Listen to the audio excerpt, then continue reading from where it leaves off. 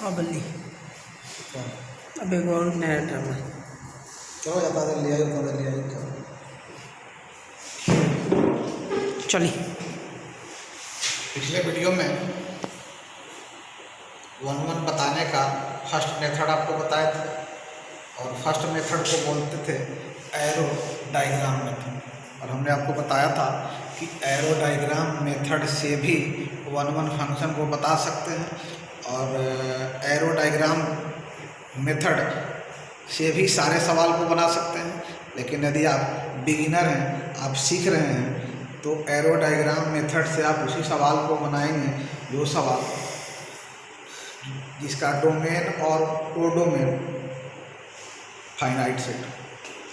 लेकिन ये जो सेकंड मेथड है, इस मेथड से किसी भी सवाल को बता सकते हैं, चाहे उसके डोमेन फाइनाइट हो, इनफाइनाइट हो, किसी भी प्रकार के हो। इस मेथड से आप 1-1 बता सकते हैं। और जनरली यदि आप 12th का एग्ज़ाम में यदि ये सवाल आता है 1-1 टेस्ट करने का, तो आप इसी मेथड का यूज करें। 12th के बोर्ड में यदि 1-1 बताने के लिए दिया हुआ हो, तो आप इसी मेथड का यूज करेंगे कि let x1 x2 belongs to domain. मतलब जो फंक्शन होगा उसका डोमेन और कोडोमेन दोनों दिया हुआ रहेगा। हम उस डोमेन का 2 एलिमेंट लेते हैं। यहाँ पर हमने लिखा कि let x1 x2 belongs to domain of, जो फंक्शन है उस फंक्शन का एक डोमेन x1 है, दूसरा डोमेन x2 है। मतलब उसका 2 एलिमेंट हमने लिया x1 x2। और देन f(x1) इक्वल टू, और यदि f(x1) का वैल्यू f(x2) के बराबर है और इसको लेकर के आगे हम सॉल्व करते हैं और रिजल्ट हमारा x1 equal to x2 only आता है, सिर्फ आना चाहिए। मतलब x1 equal to x2 only, इसके साथ कुछ भी नहीं आना चाहिए। तब हम बोल सकते हैं कि जो फंक्शन है वो 1-1 फंक्शन है। इस मेथड को समझने के लिए आपके सामने कुछ सवाल लिखे हैं। कि फर्स्ट सवाल है कि let f is function from n to n and f(x) equal to xx square, then f ही होगा। तो इस फंक्शन का जो डोमेन है वो नेचुरल नंबर है और कोडोमेन भी नेचुरल नंबर है, दोनों सेट इनफाइनाइट। इसको भी आप एरो डायग्राम से बना सकते हैं। हमने पिछले वीडियो में एरो डायग्राम से बनाया भी, लेकिन हमें इस मेथड को सीखना है। तो हमने क्या किया, देखिएगा, हमेशा ये आपको लिखना पड़ेगा। इस मेथड से कोई भी सवाल आप बनाएंगे तो आपको ये बात लिखना पड़ेगा कि let x1 x2 belongs to domain.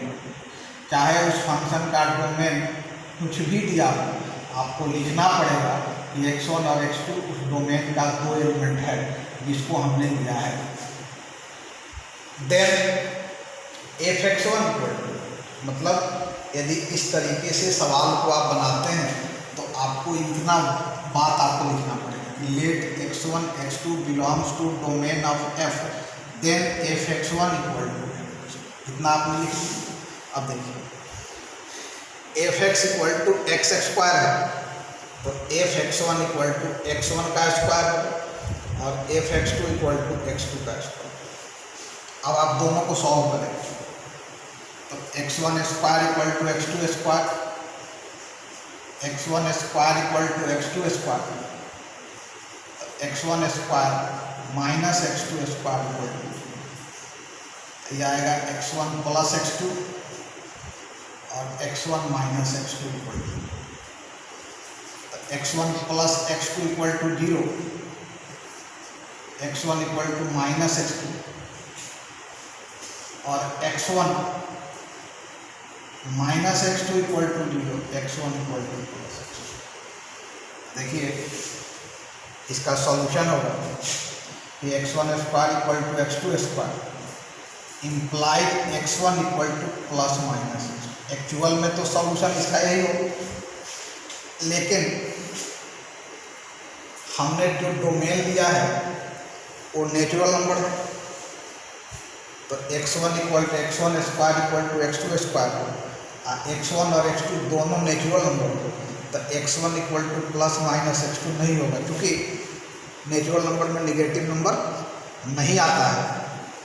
तो यदि set natural number to natural number हो, आपको सॉल्यूशन करना हो x1 square equal to x2 square, तो इसका solution x1 equal to plus minus x2 नहीं होगा, इसका सॉल्यूशन होगा x1 इक्वल टू x2, यदि नेचुरल नंबर का सेट है। तो नेचुरल नंबर के सेट में x1 square equal to x2 square implied x1 equal to x2। देखो यहाँ पर, देखिए यहाँ पर हमने लिखा है कि x1 square equal to x2 square, और सॉल्यूशन किया तो क्या है x1 इक्वल टू x2। और हमने आपको बताया था कि f(x1) equal to f(x2) implies x1 equal to x2 only यदि आता है तो फंक्शन जो होगा वो 1 होगा। तो x1 equal to x2, x1 square equal to x2 square implies x1 equal to x2 only, then f is 1। और आप ये दिमाग में बैठा करके रखेंगे, फिर से हम आपको एक बार बता रहे हैं कि यदि x1 square equal to x2 square होगा तो उसका actual solution x1 equal to plus minus x2 होगा। क्योंकि हमने यहाँ पर x1 इक्वल टू x2 इसलिए लिया है कि हमने जो एलिमेंट लिया है x1 x2 वो डोमेन का एलिमेंट है, और फंक्शन का जो डोमेन है वो नेचुरल नंबर है, और नेचुरल नंबर में निगेटिव नंबर नहीं आता है। तो यदि फंक्शन n टू n दिया हो x1 स्क्वायर, यदि फंक्शन का डोमेन नेचुरल नंबर दिया हो और solution x1 square equal to x2 square करना हो, तो उसका सॉल्यूशन क्या लिखेंगे x1 इक्वल टू x2। तो यदि x1 इक्वल टू x2 हो गया तो फंक्शन क्या हो जाएगा।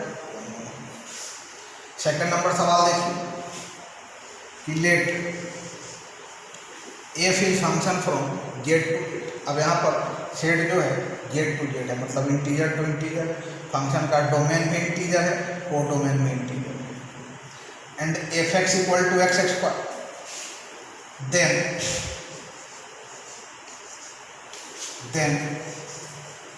f is not 1। तब आपको बताना है कि फंक्शन जो होगा वो हमने फिर से वही मेथड अप्लाई की कि let x1 x2 belongs to domain of x1। हमेशा यदि आपको इस मेथड से 1 1 बताना है तो ये लिखना पड़ेगा कि let x1 x2 belongs to domain of f, then f(x1) equal to, यहाँ तक लिखेंगे और उसके बाद फंक्शन को देखेंगे। यहाँ पर f(x) equal to x square है, यहाँ पर f(x1) है, तो यदि f(x) equal to x square होगा तो f(x1) इक्वल टू x1 का स्क्वायर हो जाएगा, और f(x2) होगा तो x2 का स्क्वायर हो जाएगा। तो इस इक्वेशन को जब आप सॉल्व करेंगे f(x1) इक्वल टू f(x2) तो x1 square equal to x2 square, और अभी हमने आपको बताया कि यदि x1 square equal to x2 square होगा तो सॉल्यूशन एक्चुअल में क्या होगा plus minus x2। x1 square equal to x2 square होगा तो सॉल्यूशन क्या होगा x1 equal to plus minus x2। तो यहाँ पर x1 equal to plus minus x2 है। अब यहाँ पर दिमाग में बैठा करके रखेंगे कि फर्स्ट सवाल में x1 square equal to x2 square था, तो हमने सीधे x1 इक्वल टू x2 लिया था, और इसलिए लिया था कि यहाँ पर डोमेन क्या था नेचुरल नंबर था। लेकिन यहाँ पर डोमेन क्या है इंटीजर है, तो इंटीजर में तो निगेटिव भी होता है पॉजिटिव भी होता है। तो x1 square equal to x2 square implied x1 equal to plus minus x2, और जब x1 equal to plus minus x2 होगा तो f इज नॉट 1, क्योंकि 1 1 का रूल है कि x1 equal to x2 only आना चाहिए, लेकिन यहाँ पर x1 equal to plus minus x2 आ रहा है, इसलिए फंक्शन नहीं होगा, then f is minimum function. तो ये f1 1 नॉन है, तो f को हम बोलेंगे कि f जो है वो मिनिमम फंक्शन है। अब नेक्स्ट नंबर सवाल देखिए, फंक्शन वही है n टू n, बदल गया है f(x) इक्वल टू x पर power 3, then f is 1। Let x1 x2 belongs to domain of f।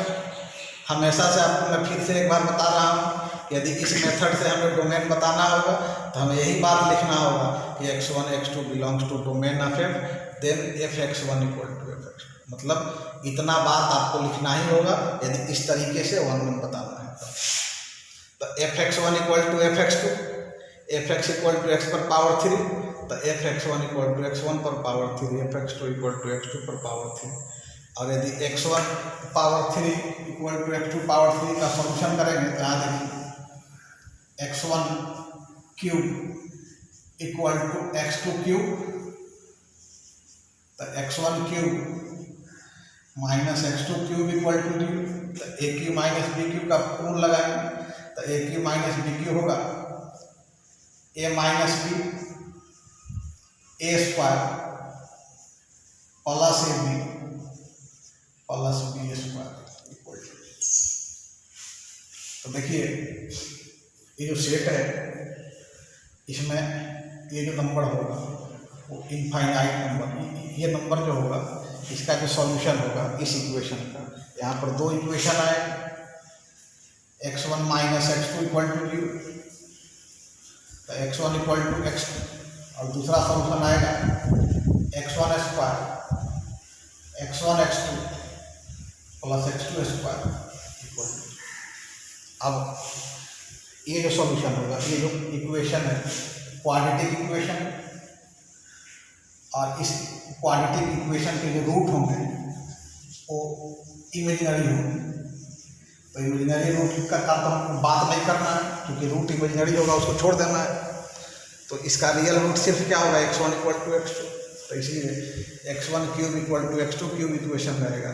और चाहे natural number to natural number रहे, चाहे इंटीजर टू इंटीजर रहे, चाहे real number to real number रहे, x1 cube equal to x2 cube, इसका solution क्या होगा x1 equal to x2, then f is वही बात यहाँ फिर हमने लिखा कि f is function from z to z and fx equal to x पर power 3, then f is one function, let x1 x2 belongs to domain of f, then fx1 equal to fx2, तो x1 cube equal to x2 cube equal to x1 equal to x2, then f is one.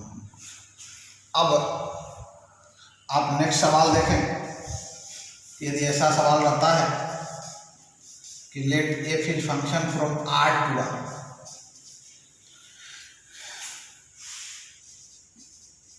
And fx equal to xx, इसको बताना है कि 1 1 है कि नहीं, तो फिर से वही काम करेंगे कि लेट x1 x2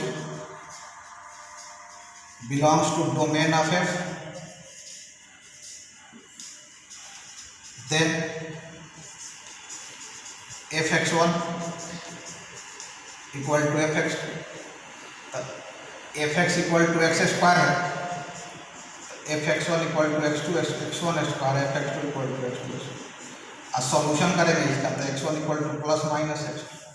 और ध्यान रखना है कि यदि ऐसा x1 square equal to x2 square का सॉल्यूशन आ रहा है, यदि natural number to natural number होगा तो सिर्फ x1 square equal to x2 square को लिखेंगे x1 इक्वल टू x2, लेकिन यदि z टू z होगा तब x1 equal to plus minus x2, या r टू r होगा तो भी लिखेंगे x1 equal to plus minus. तो x1 equal to plus minus x2 है, और 1 1 होने के लिए शर्त क्या है कि x1 इक्वल टू सिर्फ x2 आना चाहिए, और यहाँ पर x1 equal to plus minus x2 आना है, इसलिए f इज नॉट 1 1, f 1 1 नहीं होगा। अब आप और देखें, f is function from r to r and fx equal to x, let x1 x2 belongs to domain of f, then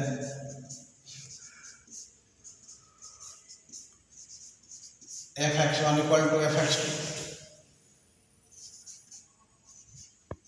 x1 cube equal to x2 cube,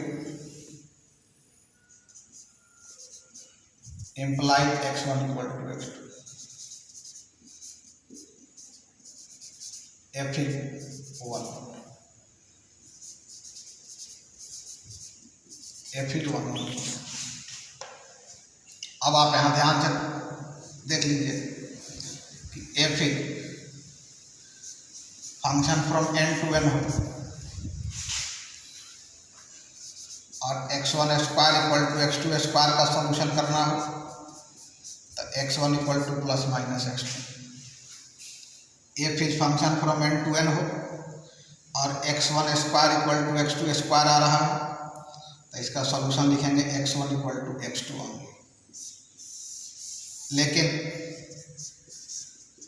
F is function from Z to Z हो और x1 square equal to x2 square आ रहा है, तो इसका solution करेंगे x1 equal to plus minus x2।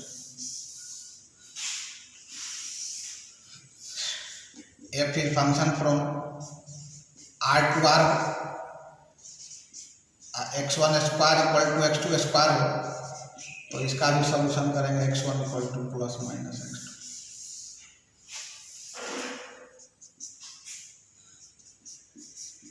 F is function from N to N हो x1 cube equal to x2 cube आ रहा हो, तो इसका सॉल्यूशन करेंगे x1 equal to x2। F is function from Z to Z हो x1 cube equal to x2 cube हो, तो इसका भी सॉल्यूशन होगा x1 equal to x2।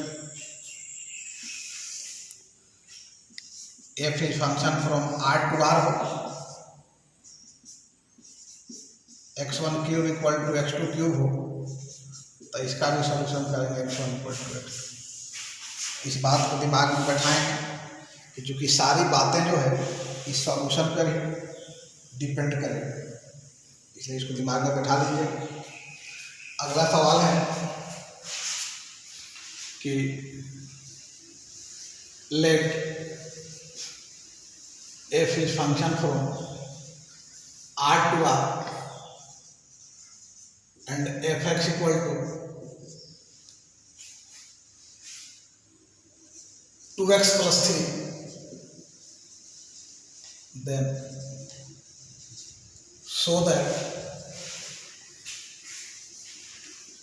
f is 1। यहाँ पर हमने सिर्फ लिखा है आर टू आर, यहाँ ऐसा भी हो सकता है कि f is function from n to n, f is function from z to z, मतलब ये भी लिखा जा सकता है। और सारे F is function from R to R भी लिख सकता है, F is function from N to N भी लिख सकता है, F is function from Z to Z भी लिख सकता है। तो ये किसी भी प्रकार से लिखे, सॉल्यूशन एक ही प्रकार का हो कि लेट x1 x2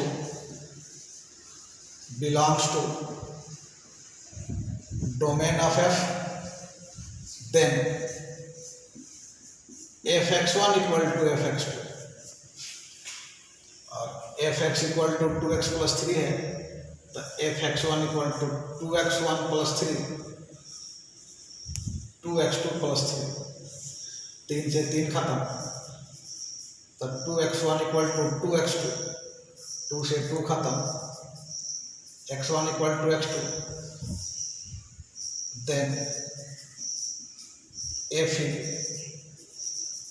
1 फंक्शन।